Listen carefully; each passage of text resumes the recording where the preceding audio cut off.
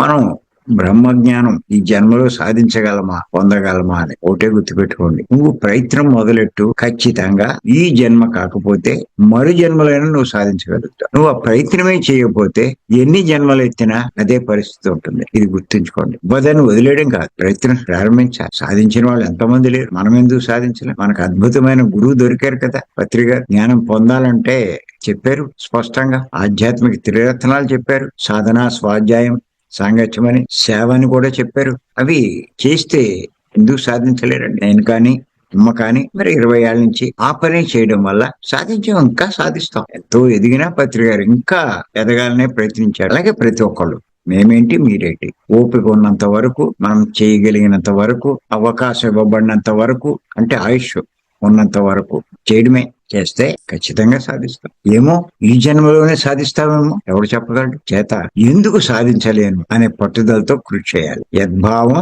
తద్భవతి.